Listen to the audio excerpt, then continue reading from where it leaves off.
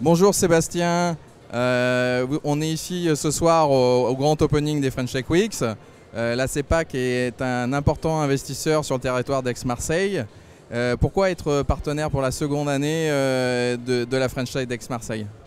Vous savez, nous, on est un partenaire de notre territoire, on est un partenaire du développement économique de notre territoire et on a en face de nous une vraie réalité. C'est que dans cette vraie réalité, il y a une nouvelle économie qui existe, qui est en train de bouger. Et honnêtement, moi je suis convaincu qu'à Marseille, on peut vraiment tirer notre épingle du jeu. Et vous savez, je voyage beaucoup en France, je voyage beaucoup à l'étranger.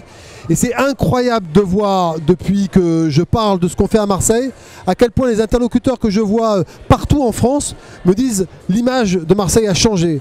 L'image de Marseille elle a changé parce que tout a bougé, mais surtout parce qu'on voit qu'il se passe plein de choses, il y a plein d'innovations, on est vraiment en capacité d'avoir des entrepreneurs qui commencent à avoir de vrais succès. Et moi je suis convaincu qu'on peut tirer notre épingle du jeu parce que tout simplement, ici à Marseille, on a un terreau qui est fertile, on a tous les ingrédients pour attirer tous ceux qui ont envie de créer, on a des banquiers qui suivent, on a un secteur économique qui a vraiment une capacité d'accompagner, on a surtout une situation et un climat qui est vraiment propice et la qualité de vie vraiment exceptionnelle.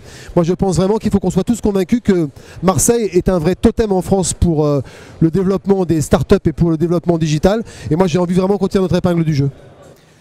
Quels sont les prochains programmes que la CEPAC veut mettre en place pour accompagner encore plus ou continuer à accompagner le territoire?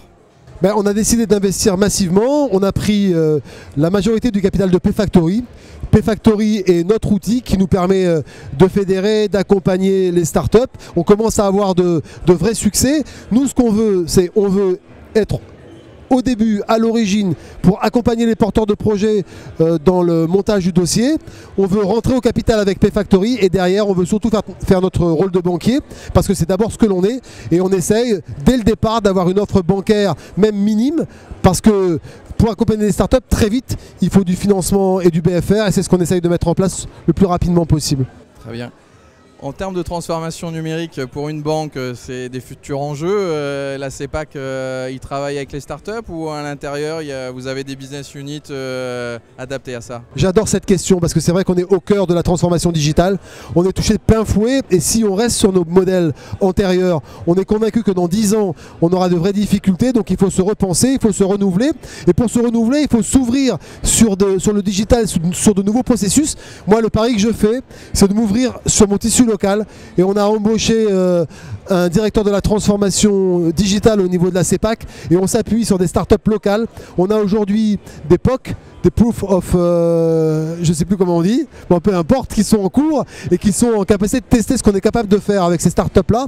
Et aujourd'hui j'ai 2 vrais succès et je suis en train avec une startup de Toulon de mettre en place une solution pour nos clients professionnels qui est extraordinaire, mais je ne peux pas encore en parler tellement ça va faire saliver mes concurrents. Et on est aussi en interne sur nos process en train de travailler sur une startup qui nous aide à avoir un service après-vente efficient avec nos clients, sur une startup qui nous aide à traiter nos emails entrants, sur une startup qui nous aide à mettre en place des robots pour répondre à nos clients. Non, vraiment, j'ai aujourd'hui 6 initiatives avec des startups locales où j'essaie de faire en sorte que la CEPAC soit en capacité de leur permettre de se développer.